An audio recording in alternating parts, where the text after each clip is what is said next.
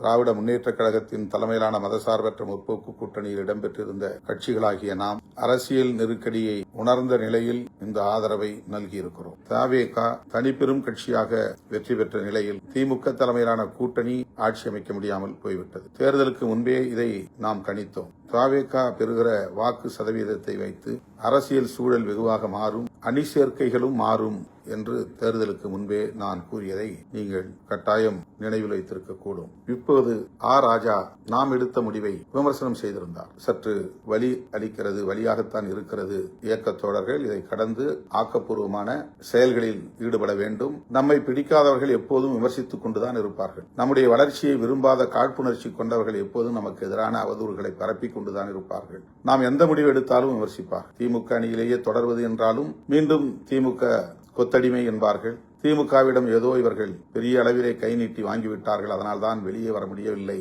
என்று விமர்சிப்பார்கள். இப்போது காங்கிரஸ் செய்த துரோகத்தை விட விசிக செய்த துரோகம் பெரிது என்று கூலிக்கு மாரடிக்கும் கும்பல் நமக்கு எதிரான அவதூறுகளை அள்ளி இறைத்துக் கொண்டிருக்கிறது. ஒரு சாதாரண குடும்பத்தில் பிறந்த வன்னி அரசு இன்றைக்கு ஒரு மாண்புமிகு அமைச்சர் என்கிற இடத்தை எட்டி பிடித்திருக்கிறாரே என்று பொறுத்துக் கொள்ள முடியாத, சகித்துக் கொள்ள முடியாத கும்பல் தொடர்ந்து நமக்கு எதிரான அவதூறுகளை பரப்பிக் கொண்டுதான் இருப்பார்கள். அந்த வகையில்தான் ஒவ்வொருவருக்கும் இந்த தேர்தல் முடிவு அதிர்ச்சியை ஏற்படுத்தியிருக்கிறது.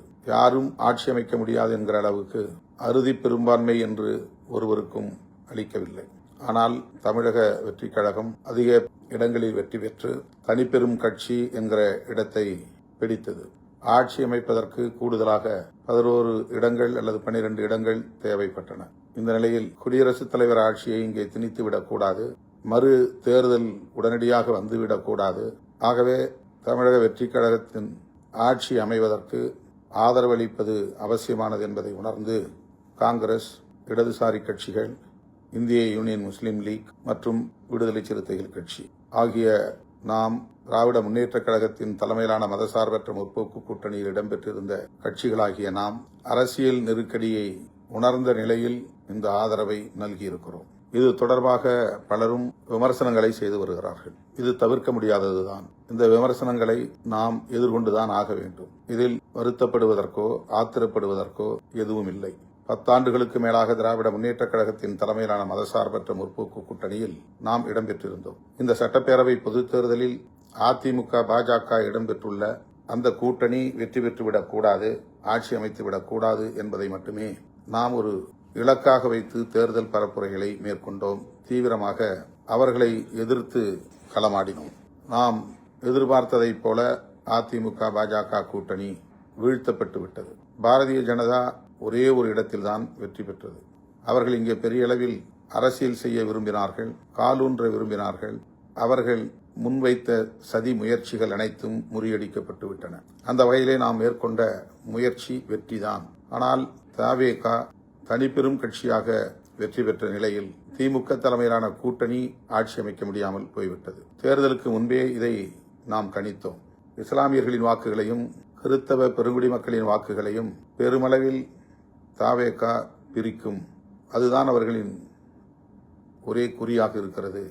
ஆகவே திமுக கூட்டணிக்கு இது பாதிப்பை ஏற்படுத்தும். அதனால் திமுக ஆட்சி அமைப்பதற்கு போதிய இடங்களை பெற வாய்ப்பில்லை. குறைந்த இடங்களில் ஆட்சியை கைப்பற்றுகிற வாய்ப்பை இழக்கும் என்ற ஒரு யூகம் நமக்கு இருந்தது. அதாவது திமுக ஆட்சி அமைப்பதற்கு போதிய இடங்கள் கிடைக்காது, ஆனால் தனிப்பெரும் கட்சியாக அது வெற்றி பெறும் என்று நான் யூகம் செய்துதான் நானும் சட்டமன்றத்திற்கு வர வேண்டும், தமிழ்நாடு அரசியலில் தீவிரமாக ஈடுபட வேண்டும் என்று எண்ணி தேர்தலில் போட்டியிடுவதாக அறிவித்தேன். தேர்தலுக்கு பின்பு தவேக பெறுகிற வாக்கு சதவீதத்தை வைத்து அரசியல் சூழல் வெகுவாக மாறும், அணி சேர்க்கைகளும் மாறும் என்று தேர்தலுக்கு முன்பே நான் கூறியதை நீங்கள் கட்டாயம் நினைவில் வைத்திருக்கக்கூடும். ஆனால் தவேக தனிப்பெரும் கட்சியாக மாறிவிட்டது. தவேகவுக்கு ஆட்சி அமைக்கிற அளவுக்கு குறைந்தபட்ச இடங்கள் இல்லாத நிலையில் தடுமாறும் நிலை ஏற்பட்டுவிட்டது. ஆட்சி அமைக்கும் அளவுக்கு இடங்களை பெற்று இன்னும் கூடுதலாக சில இடங்கள் தேவைப்படுகின்றன என்கிற நெருக்கடிக்கு அது தள்ளப்பட்டு விட்டது. ஆக இந்த நிலையில்தான் திமுக கூட்டணியில் இடம்பெற்ற கட்சிகள், குறிப்பாக காங்கிரஸ், வேக வேகமாக தவேகாவுக்கு ஆதரவு என்ற முடிவை எடுத்து அவர்களோடு கைகோர்த்து விட்டது.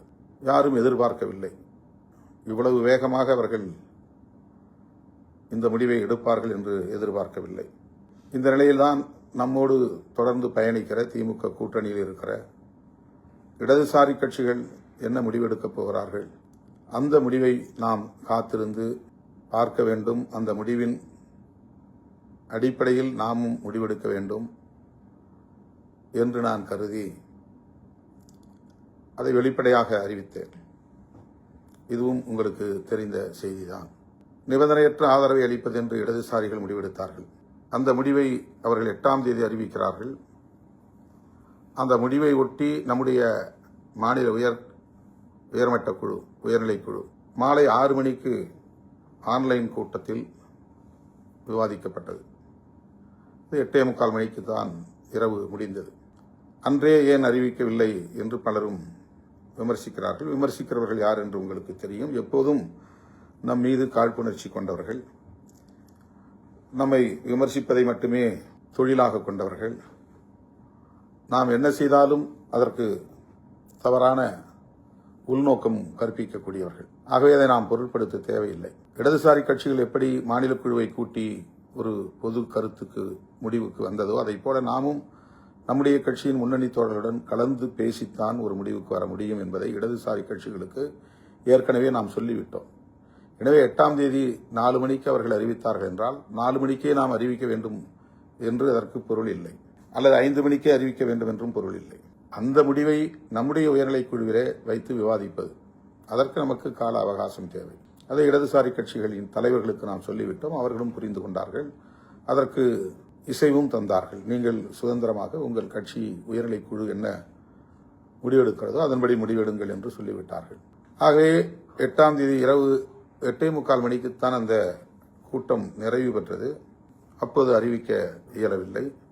காரணம், கம்யூனிஸ்டுகளைப் போல நாம் வெளியிலிருந்து முடிவெடுக்க வேண்டிய, வெளியிலிருந்து ஆதரிக்க வேண்டிய தேவையில்லை.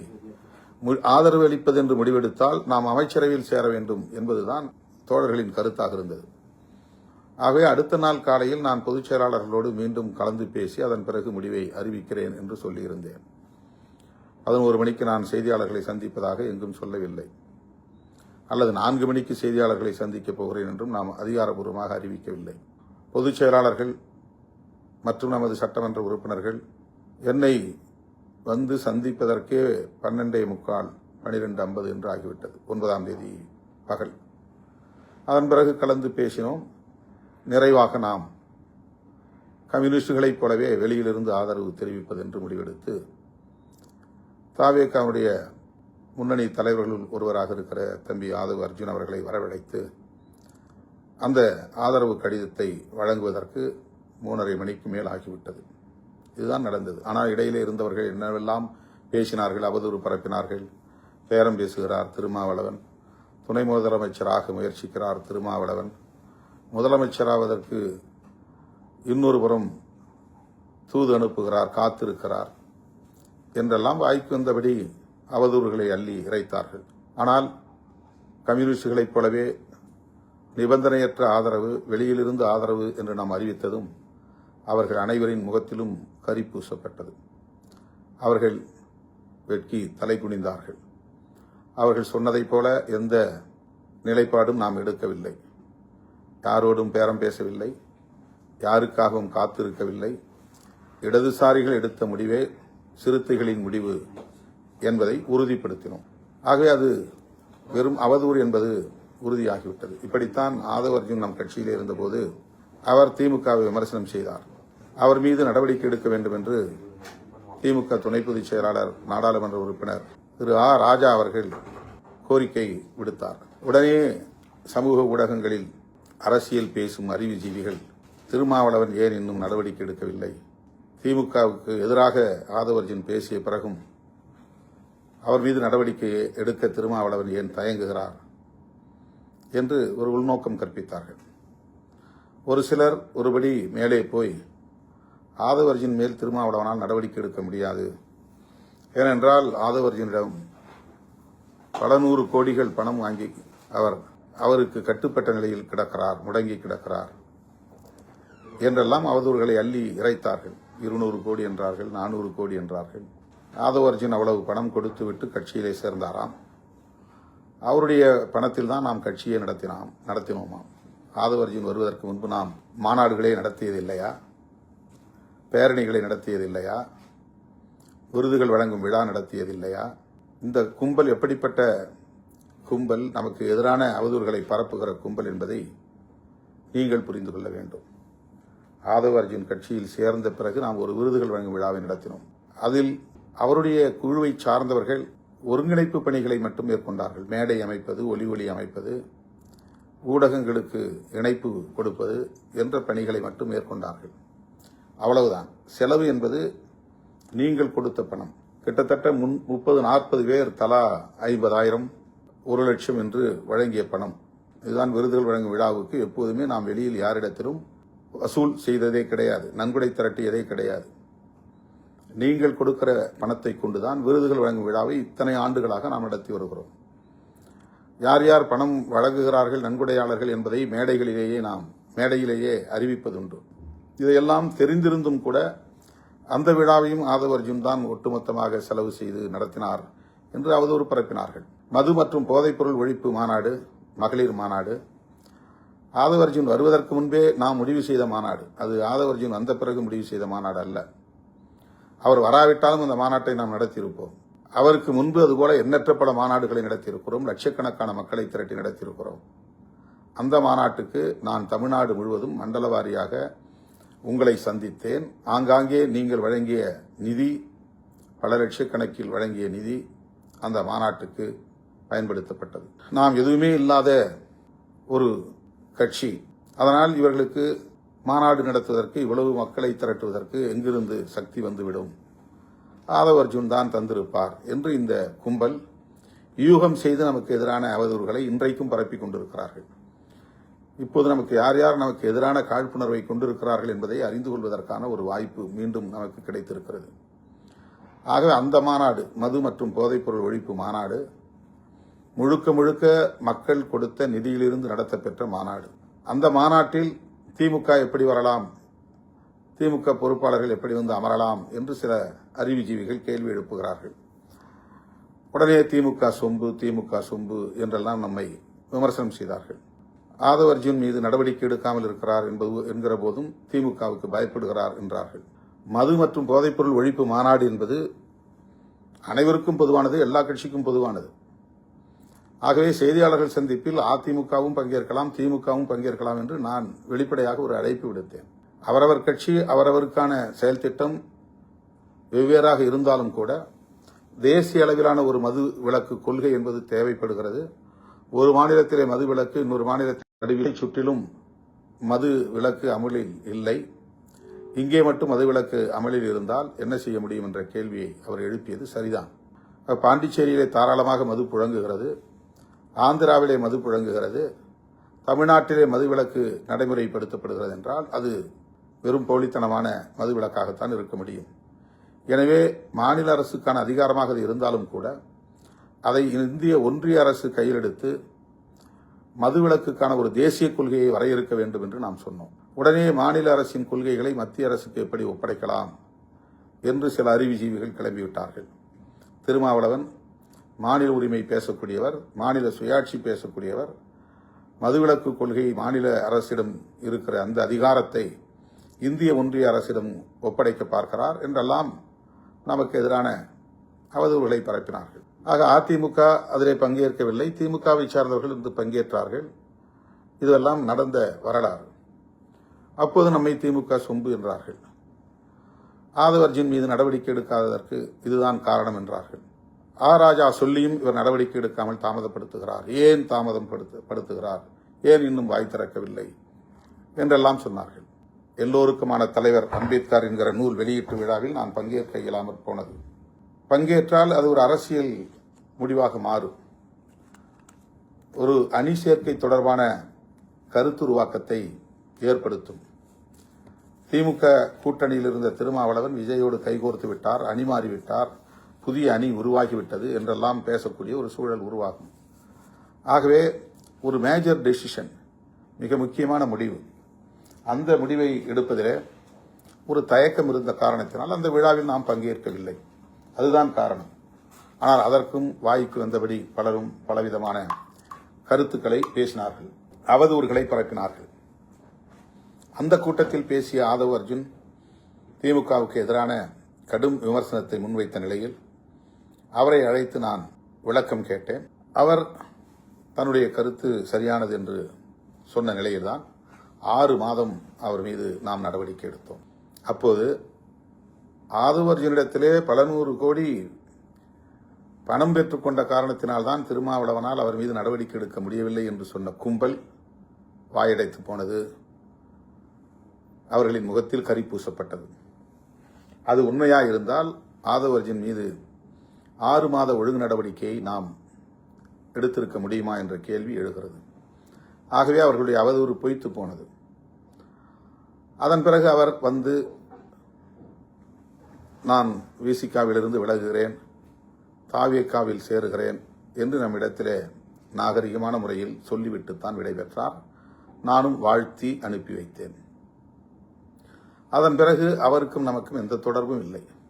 கரூரிலே 41 பேர் இறந்தபோது அந்த துயரம் எனக்கும் மிகப்பெரிய பாதிப்பை ஏற்படுத்திய நிலையில் ஆதவ் அர்ஜுன் அவர்களை தொடர்பு கொண்டு என்ன நடந்தது என்று கேட்டேன். நடந்ததை சொன்னார். வருத்தப்பட வேண்டாம், மனம் தளர வேண்டாம், இது ஒரு விபத்து, அவ்வளவுதான். இதற்கு அரசியல் உள்நோக்கம் கற்பிக்க வேண்டாம், இதை கடந்து செல்லுங்கள், விஜய் அவர்களுக்கும் என்னுடைய வருத்தத்தை வெளிப்படுத்துங்கள் என்று அவரிடத்திலே சொன்னேன். அவ்வளவுதான். அதற்கு பிறகோ அதற்கு முன்போ இந்த தேர்தல் முடிவு வருகிற வரையில் அவரும் என்னை தொடர்பு கொண்டதில்லை, நானும் அவரை தொடர்பு கொண்டு பேசியதில்லை. ஊரில் பலவிதமான அவதூறுகளை பரப்புகிறார்கள். இயக்கத் தோழர்கள், நீங்கள் புரிந்து கொள்ள வேண்டும். தோழர்களே, இப்போது ராஜா நாம் எடுத்த முடிவை விமர்சனம் செய்திருந்தார். தோழர்கள் என்னிடத்தில் அதை பற்றியெல்லாம் கேட்டார்கள். நான் அதை பொருட்படுத்த வேண்டாம், கடந்து செல்லுங்கள், அதற்கு யாரும் எதிர்வினையாற்ற வேண்டாம் என்று பேசியவர்களிடத்தில், தொடர்பு கொண்ட தோழர்களிடத்தில் சுட்டிக்காட்டினேன், அறிவுறுத்தினேன். அவர் காங்கிரஸை பற்றி அப்படி விமர்சித்தாரா என்று எனக்கு தெரியவில்லை. இடதுசாரிகள் ஆதரவு நல்கியதும் ஒரு அணி மாற்றம்தான். அவர்கள் அமைச்சரவையில் இடம்பெறவில்லை, ஆனால் தாவேகாவுக்கு ஆதரவு நல்கியிருக்கிறார்கள். அதே நிலைப்பாட்டைத்தான் நாமும் எடுத்தோம். ஆனால் நம்முடைய தோழர்கள் அமைச்சரவையில் இடம்பெற வேண்டும், அதுவும் நானே இடம்பெற வேண்டும் என்கிற கருத்தை தொடர்ந்து வலியுறுத்தியதன் விளைவாக, தாவேகா தரப்பிலும் அழைப்பு விடுத்ததன் விளைவாக அமைச்சரவையில் நாம் இடம்பெறுவது என்ற முடிவை எடுத்தோம். திராவிட முன்னேற்றக் கழக தலைவர் அண்ணன் ஸ்டாலின் அவர்களிடத்திலே இந்த ஆதரவு நல்குவது என்கிற முடிவை நேரிலே சந்தித்து, இடதுசாரிகள் எடுத்த முடிவை நாங்களும் எடுக்கிறோம் என்று சொல்லிவிட்டுத்தான் ஆதரவை நல்கினோம். அவர் அதை பெரிதாக எடுத்துக்கொள்ளவில்லை. அதனால் ஒன்றுமில்லை, நீங்கள் ஆதரவு நல்கலாம் என்று இசைவு தந்தார். அமைச்சரவையில் இடம்பெறப் போவதை அவருக்கு தெரிவிக்க முடியவில்லை.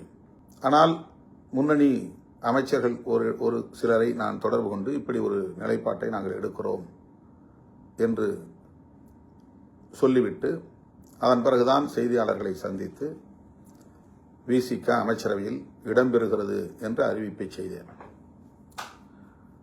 திராவிட முன்னேற்றக் கழகத்தின் தலைமையிலான மதசார்பற்ற முற்போக்கு கூட்டணியில் விடுதலை சிறுத்தைகள் கட்சி 10 ஆண்டுகளுக்கு மேலாக தொடர்ந்து பயணித்து வருகிறது.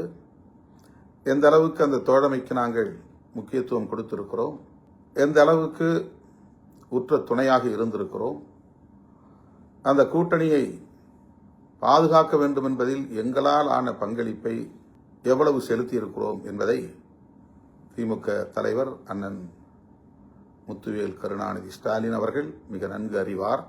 அன்பு இளவல் மேனாள் துணை முதல்வர் உதயநிதி அவர்களும் நன்கு அறிவார். சுற்றி இருப்பவர்கள் ஒரு சிலர் நன்கு அறிவார்கள்.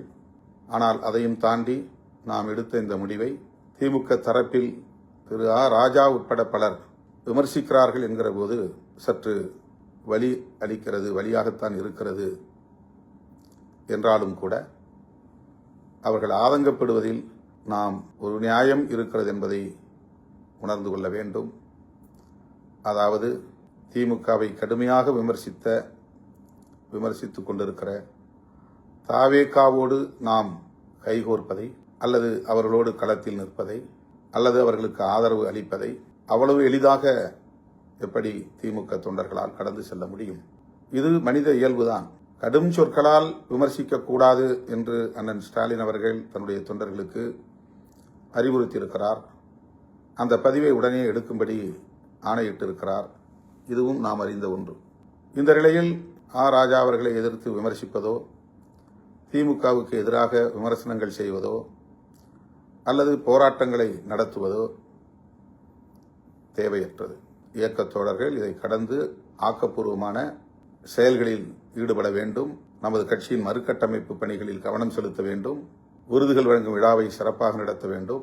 ஜூலை 23ஆம் தேதி நடைபெறவுள்ள தமிழ்த் தேசிய எழுச்சி மாநாட்டு பணிகளில் சுவர் விளம்பரங்கள் உள்ளிட்ட ஆயத்த பணிகளில் ஆர்வம் காட்ட வேண்டும் என்று கேட்டுக்கொள்கிறேன். நம்மை பிடிக்காதவர்கள் எப்போதும் விமர்சித்துக் கொண்டுதான் இருப்பார்கள். நம்முடைய வளர்ச்சியை விரும்பாத காழ்ப்புணர்ச்சி கொண்டவர்கள் எப்போதும் நமக்கு எதிரான அவதூறுகளை பரப்பிக் கொண்டுதான் இருப்பார்கள். நாம் எந்த முடிவு எடுத்தாலும் விமர்சிப்பார்கள். திமுக அணியிலேயே தொடர்வது என்றாலும் மீண்டும் திமுக கொத்தடிமை என்பார்கள். திமுகவிடம் ஏதோ இவர்கள் பெரிய அளவிலே கை நீட்டி வாங்கிவிட்டார்கள், அதனால்தான் வெளியே வர முடியவில்லை என்று விமர்சிப்பார்கள். இப்படி திமுக ஆதரவு நிலைப்பாட்டிலிருந்து மாறி வேறு நிலைப்பாட்டை எடுத்தாலும் அதேபோல விமர்சனங்களை அள்ளி இறைப்பார்கள். இப்போது காங்கிரஸ் செய்த துரோகத்தை விட விசிக செய்த துரோகம் பெரிது என்று கூலிக்கு மாரடிக்கும் கும்பல் நமக்கு எதிரான அவதூறுகளை அள்ளி இறைத்துக் கொண்டிருக்கிறது. தேர்தலுக்கு முன்பே ஆதவர்ஜினாவோடு திட்டமிட்டு நாம் சதி செய்தோம் என்றெல்லாம் சொல்லுகிறார்கள். மேனாள் முதல்வர் அண்ணன் மு.க. ஸ்டாலின் அவர்களின் மனசாட்சிக்கு தெரியும், விடுதலை சிறுத்தைகளும் திருமாவளவனும் எந்த அளவுக்கு நேர்மையான உறவை கொண்டிருந்தோம், நட்புக்கு எந்த அளவுக்கு முக்கியத்துவம் கொடுத்தோம், அந்த கூட்டணியை பாதுகாக்க வேண்டும் என்பதில், கட்டுக்கோப்பாக வைத்திருக்க வேண்டும் என்பதில், அது வெற்றி பெற வேண்டும் என்பதில் எந்த அளவுக்கு உறுதுணையாக இருந்தோம் என்பது அண்ணன் அவர்களின் மனசாட்சிக்கு தெரியும். வேறு யாருக்கும் இது தெரிய வேண்டும் என்பதில்லை. எனவே என் உயிரின் உயிரான விடுதலை சிறுத்தைகளுக்கு நான் வேண்டுகோள் விடுக்கிறேன். இந்த பிரச்சனையை ஊதி பெருக்க வேண்டாம், விட்டுவிடுங்கள், கடந்து செல்லுங்கள். தேர்தலுக்கு பின்பு இந்த கூட்டணியை கட்டி காப்பாற்ற வேண்டும் என்கிற பொறுப்பு, இந்த கூட்டணியில் உள்ள கட்சிகளை அரவணைத்து செல்ல வேண்டும் என்கிற பொறுப்பு திமுகவில் உள்ள ஒவ்வொருவருக்கும் உள்ளது. இதில் நாம் பெற்றிருக்கிற வெற்றியாக இருந்தாலும் அல்லது தோல்வியாக இருந்தாலும் அதற்கு கூட்டணியில் உள்ள ஒவ்வொருவருக்கும் பொறுப்பு உண்டு. நம்முடைய வாக்குகள் அவர்களுக்கும், அவருடைய வாக்குகள் நமக்கும் பரிமாற்றம் அடைந்ததனால்தான் இந்த வெற்றியை கூட நாம் அடைந்திருக்கிறோம். இஸ்லாமியர்களின் வாக்குகளும் கிறிஸ்தவர்களின் வாக்குகளும் 100% நமக்கு கடந்த தேர்தலில் கிடைத்ததைப் போல் இந்த தேர்தலில் கிடைக்கவில்லை என்பதுதான் உண்மை. எல்லா தரப்பு மக்களின் வாக்குகளும் அப்படி சிதறிவிட்டன என்பதுதான் உண்மை. ஏதோ விடுதலை சிறுத்தைகளுக்கான தலித் வாக்குகள் மட்டும்தான் சிதறி போய்விட்டது, அதனால்தான் இந்த தோல்வி என்று இப்போதும் நமக்கு எதிரான அவதூறுகளை பரப்புகிறார்கள். நான் ஏற்கனவே சொன்னதைப் போல பாரதிய ஜனதா கட்சி 11.5%இலிருந்து 2.5% குறைந்திருக்கிறது. ஏறத்தாழ 9% வாக்குகளை அது பறிகொடுத்திருக்கிறது.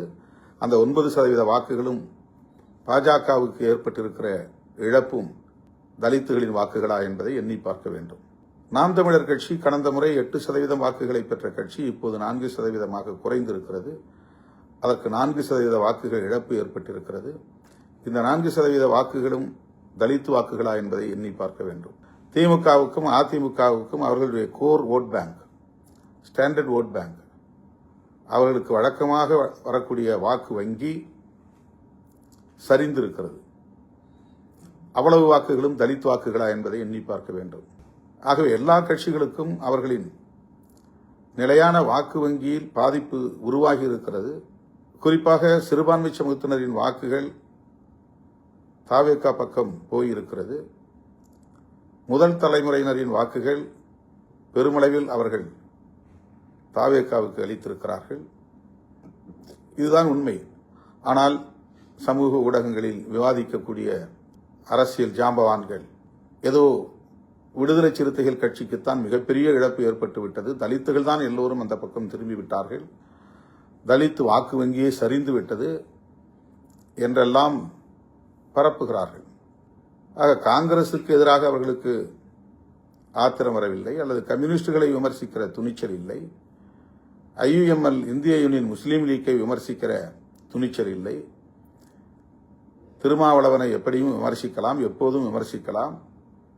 திருமாவளவனுக்கு எதிரான அவதூறுகளை பரப்பலாம் என்று திட்டமிட்டு சமூக ஊடகங்களிலும் இதர ஊடகங்களிலும் நமக்கு எதிரான ஒரு கருத்துருவாக்கத்தை கட்டமைக்கிறார்கள். இதற்கு நாம் இடம் கொடுத்து விடக்கூடாது. இது உண்மை இல்லை. நம்முடைய வாக்குகள் நம்மோடு இருக்கின்றன. நம்முடைய வாக்குகள் சரியாக நம்முடைய கூட்டணி கட்சிகளுக்கு பரிமாற்றம் அடைந்திருக்கிறது. இதுதான் உண்மை.